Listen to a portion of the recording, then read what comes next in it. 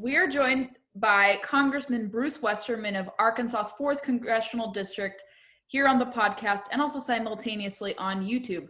Congressman, it is such a pleasure to speak with you. I know we've been going back and forth about speaking and we've made it possible, and we're really thrilled to have you talk about your work in Congress and your past forestry work. Well, Gabrielle, it's great to be with you. And as I told you earlier, I've actually listened to some of your podcasts before, so I feel like I'm big time now. I'm actually getting to be on the podcast that I've listened to. So thanks for having me on as a guest. Yeah, honored to have you on. I think you're really an invaluable voice on a multitude of issues, of course, and I'll let you explain your background momentarily, but just because we've heard so much about wildfires and forestry, I wanted to bring you on because you're probably one of the few, I think you're the sole member of Congress with any background or direct experience with forest management. So I think you're an especially important voice, and I want my listeners and those who may watch later to learn more about you and your work, because I know with Congress obviously being in the news, not every Congress member gets all the attention out there. So I wanted to highlight your efforts and bring you on. Well, I appreciate that. From an educational standpoint, I've got an undergraduate degree in biological and agricultural engineering, and then I went on to from the University of Arkansas, where I did my undergraduate. I went to Yale University through the forestry school up there, got a master's in forestry, which a lot of people don't know that Gifford Pinchot actually started that forestry program. So it's got a lot of rich heritage to it. The timing when the program started was 1901, and a lot was happening in conservation in the U.S. at that time. You had Teddy Roosevelt, the father of conservation. You had the start of the Forest Service right along that same time frame. So I feel a rich connection and heritage to that. And plus, growing up in Arkansas, we call it the natural state. I've got a lot of national forests, national parks in my district, as well as a lot of privately owned land. So I am the only licensed forester in Congress, the only one in the House to have a forestry degree. And you think about just the Forest Service has 192 million acres of land. And then you throw in the BLM and all the other public land, and it's a pretty big task when you just look at forestry. And I find forestry a great field because the way we measure environmental quality is with air quality and water quality. I mean, we've got the Clean Air Act and the Clean Water Act, and forests are that link between clean air and clean water. Teddy Roosevelt said forests are the lungs of the earth because they breathe in carbon dioxide and breathe out oxygen. But they're also like the kidneys of the earth. Over 2/3 of the drinking water in our country comes from runoff from forest-covered land. So forests are extremely important to the environment when you look at air and water, but also you start looking at wildlife and endangered species and all those components that relate back to forestry. If we do a good job with forests and have healthy forests, we're automatically going to have a healthier environment. And the really cool thing about forests is we can also have a strong economy at the same time where we've got a strong environment. Some people think a healthy environment and a strong economy are mutually exclusive, but actually they go hand in hand. And I would contend that without a strong economy, you're going to have a worse environment. So a lot of the policy that I work on is looking at how we leverage our natural resources to have a better environment and a stronger economy. And that way you get a win for the environment and the economy. Why do you think that view has been kind of met with hostility for so long? I think when free market environmentalism, which we'll certainly get to, when it first came about 40 years ago, people rejected the notion that you can have, let's say, a healthy economy coupled with a healthy environment. Why do you think so much hostility was met? And why do you think now people are starting to kind of embrace that view a bit more? I think people saw an abuse of the environment, and they often connected that to capitalism, to growth in the economy, and they saw probably the pendulum swing too far to, if you use the word raiding the natural resources for corporate profits. And there's certainly not a really good history in certain areas, especially when you talk about forestry. When Europeans first came to the US, they saw the forest as much of an obstacle as anything else, an obstacle to be conquered and cleared so you could grow crops. And it seemed like an endless resource of trees. And if you want to talk about tragedy of the commons, I think it happened on a nationwide scale with forestry, as we saw literally just go from East Coast to West Coast and everywhere in between, cutting out and getting out, just moving on to the next forest. And that's, about the time Roosevelt and others came on the scene, and Gifford Pinchot, and they're like, we could take care of these forests. They're renewable. We can keep regrowing them, and we'll have an endless supply of timber if we do that. So we really didn't start managing forests till around the early 1900s in our country. But now we know the science behind it. We know how to do it very successfully. We can manage it for a full spectrum of rights and uses. But because I think people are gun shy about anytime you cut a tree or you extract minerals from the land, they think that the land's being raided. And that's really not the case if you use scientific-based management on it. Yeah, and I think with the debate about the cause of wildfires out west, and even not even immediately in the west too, although there are fires that do happen here that probably on the East Coast that people don't really talk about much. I think like anything, the media likes to have coverage of the fires, and a lot of stuff is sensationalized. But I think when it comes to coverage of wildfires out west, I have never had a Facebook fact check post. And when I shared something about how forest management primarily has to be the solution to all these different fire causes, the independent fact checker, so to speak, rated it as a half truth. And I've heard numerous forest experts, people like yourself, I've heard and read from different scientists who environmentalist Michael Schellenberger has interviewed, and try to absorb as many different key points and pieces of information from the forestry experts. And it's almost universal and unanimous from them that without a vibrant forest management practice in place, that's why you see the frequency of these fires. That's why you see them happening, burning a lot more vibrantly and just being so disastrous. It's not so much more fires are happening per se, but when they do happen, they're a lot more intense and a lot more disastrous. But can you explain why some people are not letting the forestry experts speak and communicate on these issues? Yeah, the phrase I've coined is we love our trees to death. I think there's a misunderstanding about how forests relate, the dynamics of forests. I mean, if you go to forestry school, you take a class called stand dynamics that looks at how trees interact with one another. And there's this general perception that forests are tranquil, beautiful places that are balanced with nature, and it's just not so. Trees fill up the growing space. They compete for sunlight. They compete for nutrients and water. And they will just fill up the growing space until they start competing with each other. Then they get weakened and they're subject to insects and disease attack. And then you get all the tinder on the forest floor, you get dead trees, you get a lightning strike or a man-made spark that causes a fire. And you're seeing what's happening out in California and other parts of the West right now.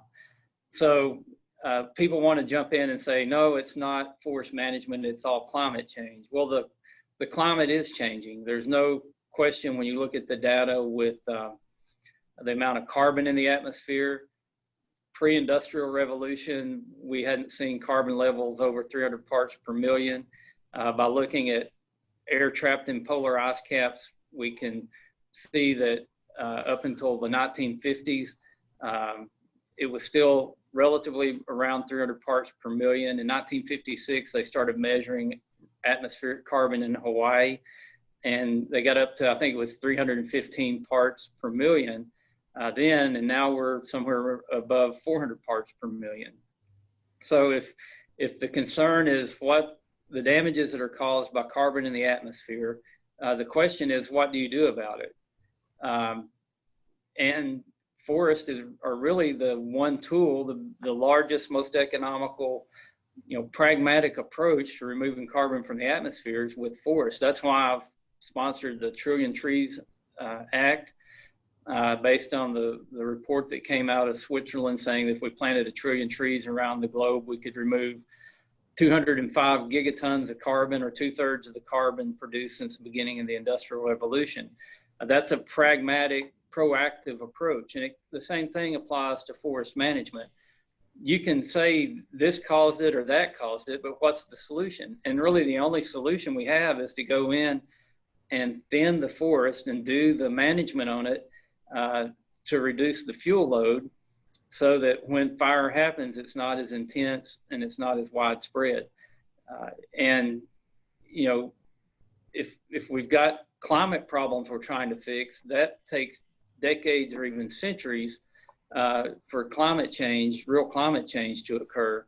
But we can have an immediate impact, relatively speaking, by going in and focusing on the wildland-urban interfaces, focusing on transmission and transportation corridors, and really just using what we've learned from the science by mimicking nature and going in and taking out some trees and some fuel and using low intensity fire on a cyclical nature to remove the excess fuel buildup.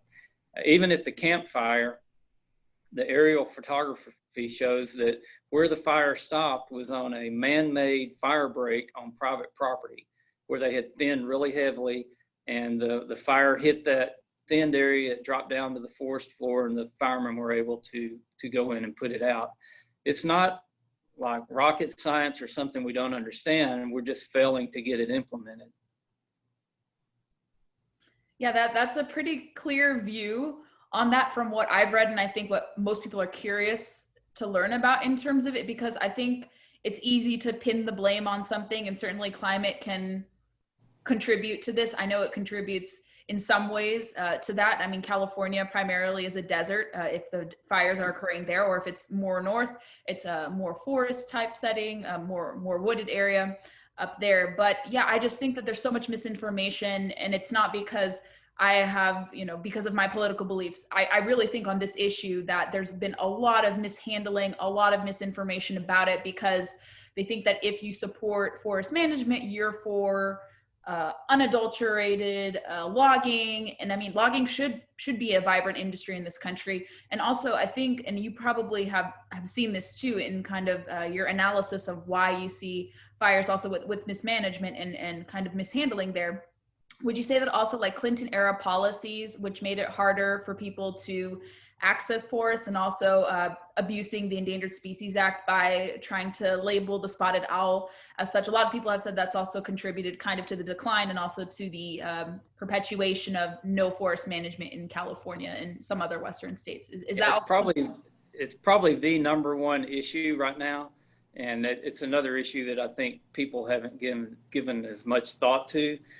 But let's go back to Roosevelt and Pinchot and the country at the turn of the 20th century, when they were looking at this growing federal landmass. And really with public lands, it's a whole different animal, because you've got multiple uses, and the public lands belong to the public, so everybody has a right to that land. And in their wisdom, they said, what we need is a professional land management organization. So they started the Forest Service. The same thing with rangelands. They started the Bureau of Land Management. And they were really set up to have professionals that understood how to manage these resources, to go in and manage them. And that's what they were on track doing. That doesn't mean they didn't make mistakes along the way. But again, remember, they were just learning how to do this new thing to the country called forest management. Well, as we saw some well-meant laws put in place, like the Clean Water Act, the Clean Air Act, NEPA, Endangered Species Act, those they have become weapons to stop management. And because everybody has a right to the land, they can look at a management plan put out by the Forest Service or BLM and say, I don't like this. This is violating my right as an American citizen to this public land. So they challenge it in court, and many times it gets stopped with an injunction and no management happens. But the thing that I really try to get people to understand is that no management is management. There is a no action is an action. You're saying we're not going to manage it. Well, nature doesn't care if you're not going to manage it. So nature will manage it. And nature's tools are insects, disease, wind, lightning, and fire. And it's a very violent process. It's trying to reach this elusive balance that doesn't exist. And all the science-based management is going in and short fusing some of these natural catastrophic events and using proven methods to remove fuel and make these situations much more controlled. I've always said if people could see a well-managed forest, and I get accused of wanting to clear cut everything. Huh. And the last thing that I think we should do on federal land is clear cut it. But we could go in and thin from below, and you really get this park-like setting. It's what the journals of the earliest European explorers said about the land when they came here. Was it, in the Ouachita Mountains in Arkansas, where I live, they said you could ride a horse at full gait through the Ouachita Mountains, which is basically describing a wooded savanna type environment. And now there's places in the Ouachita Mountains where you probably couldn't lead a horse through it because it's so overgrown. And the Ouachita is one of the best managed national forests in the country. And there's actually a really great example on the Ouachita Forest where the Forest Service went in to create habitat for the red-cockaded woodpecker, which was an endangered species. And to create the habitat, they had to thin the forest and start using low-intensity fire. They saw something amazing happen. When they first cleared it and did the fire, there was a seed bank in the soil, 50 to 100-year-old seed bank, and they got all this flush of native vegetation. And not only did they see better habitat for the red-cockaded woodpecker, but they saw increased numbers of turkey, quail, deer, and basically every animal species they were counting. Plus they got more plant biodiversity. And it kind of matches what the early explorers said they saw when they went through and you could ride your horse at full gait through these forests.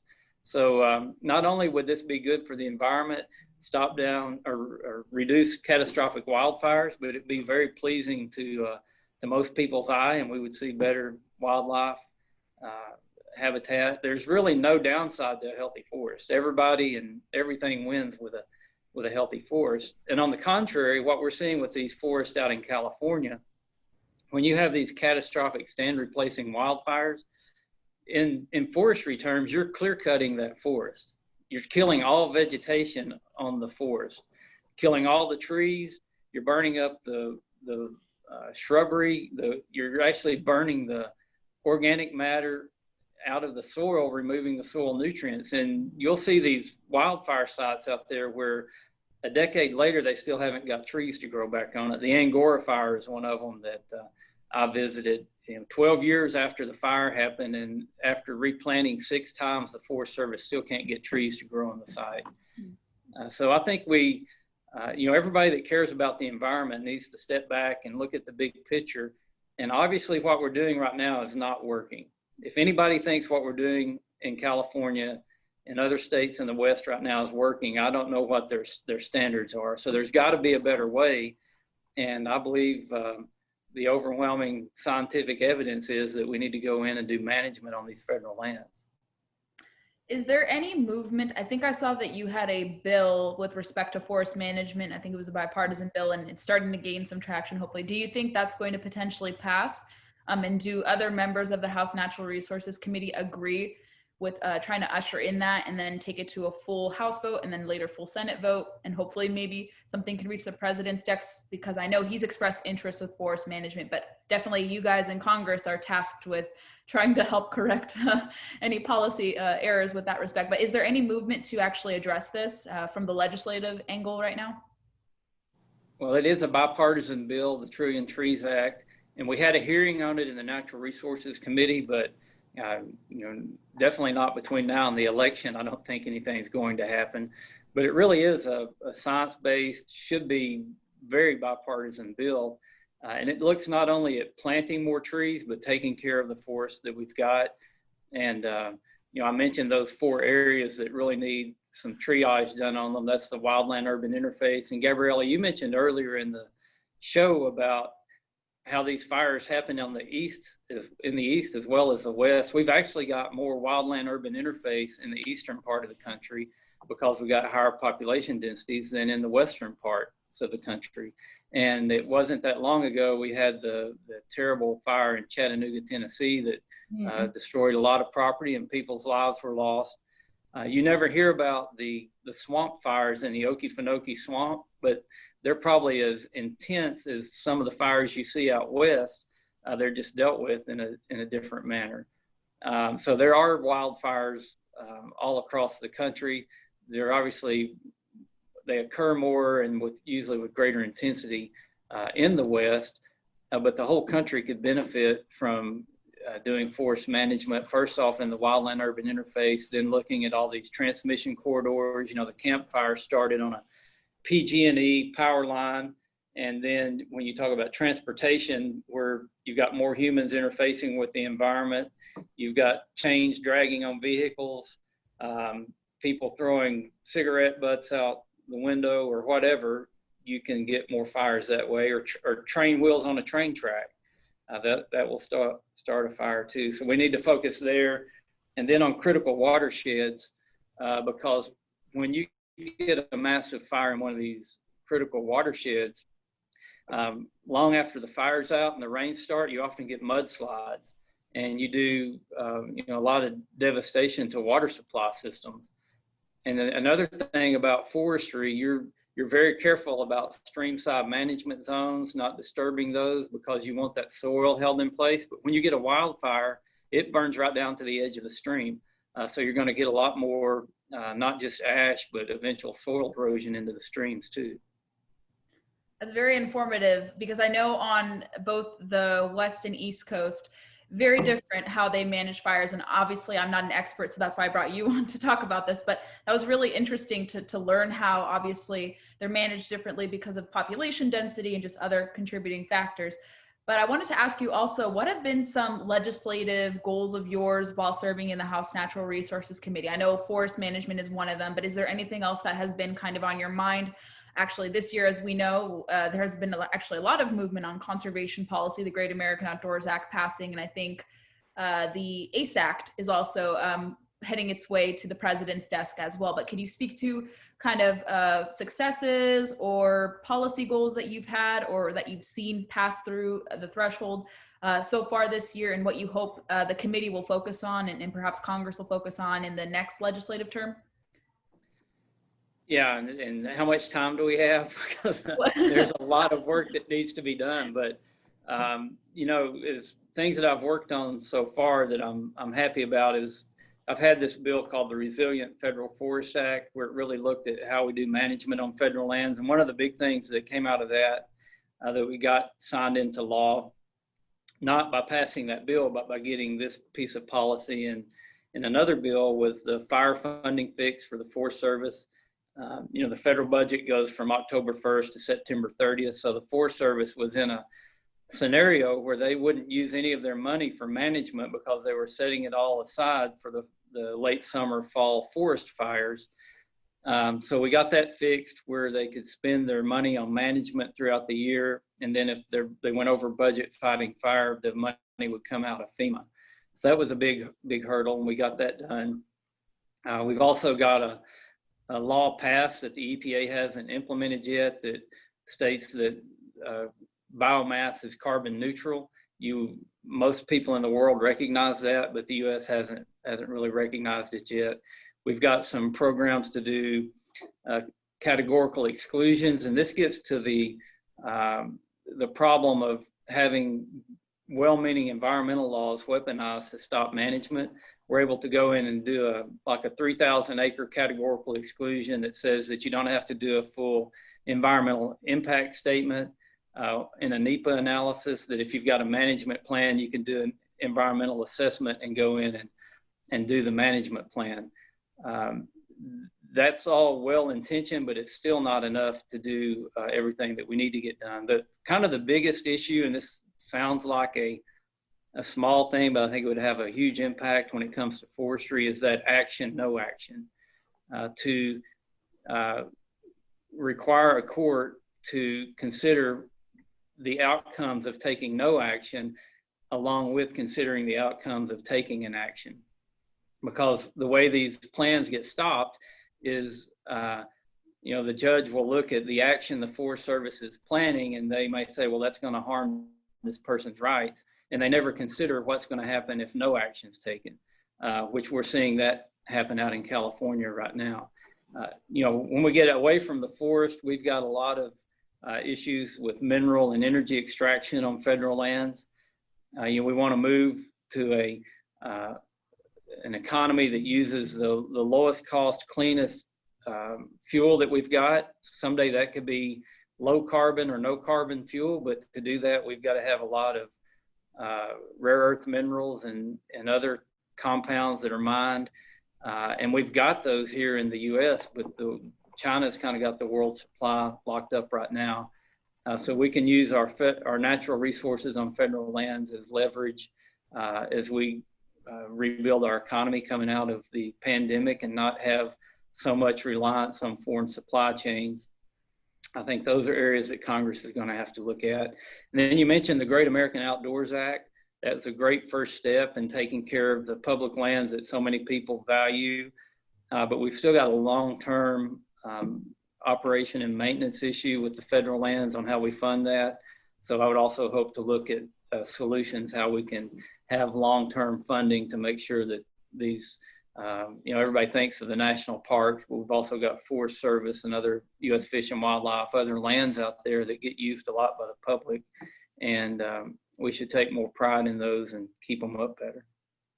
Briefly, I wanted to ask you, is it good and positive to see conservatives and Republicans like yourself speaking out more on this? I think, and what people I don't think give the president for is kind of forcing Republicans to be on offense on these issues, which personally for me, I think is a wonderful thing. And I know the president won't get credit for doing that, but I think he really has certainly kind of done that. Speak to that also, and talk about being an avid hunter and angler. I know you're an avid waterfowler and you like the outdoors. So speak to both of those points if you can. Now, waterfowler, that means duck hunter, doesn't it? Yes. Joking. No, I love the outdoors. I grew up in the outdoors, but you bring up a very important topic that I talk to my Republican colleagues about all the time. We should never shy away from the word conservation. Conservation is a derivative of the word conservative. And it was Republicans that started the conservation movement. I mean, Teddy Roosevelt is considered the father of conservation in our country. You look at the bedrock environmental laws passed in this country, most of them happened in the Nixon administration with Clean Air, Clean Water, the EPA, Endangered Species Act, all well-meaning good laws. And now we've got the Great American Outdoors Act, which was a Republican Senate initiative that President Trump pushed for. We should be out in front leading on conservation. And the word conservative, philosophically, it means someone who believes they have unchosen obligations. That's kind of deep, but as a conservative, I believe that I have an obligation to the past for the blessings I received to be here today. Plus I have an obligation to the future to leave what we've got in better shape for the next generation. That's conservation. It's kind of being stingy with your resources and getting the most economy out of the least amount of resources that you have to use. That's extremely conservative. It's something that Republicans should be leading on. And we can't allow this idea of political environmentalism to come in where you think you can just regulate everything into this state of utopia, because you can't do it. So we've got to focus on market-based conservation, implementing these free market environmentalism ideas so that the economy and the environment wins. And if you hear one message that I'll be pushing, is putting conservatives into conservation, right where we belong. Exactly. Yeah. And also hunters and anglers, like I was mentioning a little bit, also play actually a very big role. And I think polling from the National Wildlife Federation came out like 8 years ago that actually primarily it's, I mean, obviously these sports shouldn't be partisan by any means, but most participants at the time of that recording were Republican and identified as conservative. I think it was like 51% identified as Republicans, and most of them primarily identify as conservatives. So it's kind of ingrained in our nature to go outdoors. People like hunting, they like shooting sports. Obviously the Second Amendment and hunting aren't really similar much, but people who respect both or enjoy both, you can believe that. But people, I think, make the mistake of saying the Second Amendment's about hunting, but we care deeply about it. And I think people forget that the mechanism of Pittman-Robertson plays really big into it. And I think hunters are starting to get or have a reckoning in the public square, being accepted more. It's going to take some time because you have some people in media who still kind of admonish hunters, but I think more are becoming more open to it. But as a hunter yourself, what do you think about the role of hunters and anglers in terms of boosting conservation dollars? Do you think it's going to last longer, continue? I think we see with COVID, there's kind of a renewed interest in these activities, but what are your thoughts on that about hunters and anglers? It's extremely important. We've seen some disturbing signs around the country where the amount of hunting and fishing license sales has decreased, which is very important to the conservation dollars that are out there right now. You know, there's a lot of other people who recreate on public lands, who appreciate conservation, that they're kind of getting a free ride on this. You got a lot of backpackers, climbers, mountain bikers, all of that, and they enjoy the outdoors, but it's really hunters and fishermen that are footing the bill for a lot of the conservation. So I think we've got to take a bigger look at how all the funding takes place. And I've always said that the people who are closest to the environment, closest to the outdoors, they're going to be the ones who are the biggest champions of conservation. I'll tell a story about my grandmother, who lived down the road from me and lived in the house she was born in, that was built by my great-great-grandfather when he homesteaded the land. She was a child of the Depression. And when I was a little kid, I would go down and help her work in the garden. And she took gardening to a new level. She tried to grow as much as she could in that garden space, and she let nothing go to waste. We either ate it, canned it, froze it, gave it away, fed it to an animal, or saved it for seed. Literally nothing that garden produced was allowed to be wasted. And she did that because when she was a child growing up in the Depression, that was a matter of survival. For them to actually have food to eat was to keep everything and preserve everything out of the garden. But we would work really hard to, put chicken litter or clean out the cow pen and put that on the garden so that it would produce more the next year. And I tell people that's what conservation is. It's where you take care of the land, knowing the land's going to take care of you, and you're not wasteful with what the land produces. And that idea can be expanded, all across the great resources that we have in this country. And I can tell you, my granny, she's still with us, she's 99 years old. Incredible, wow. She did that because she was motivated by economics. She knew that the more of that garden we utilize, the more disposable income we would have to buy other things. And that's kind of a simple illustration of what I'm talking about when I talk about market-based conservation. That's very cool. Yeah, that's starting to become a thing, kind of like this new modern pioneering, especially under the pandemic. Congressman Westerman, where can people connect with you?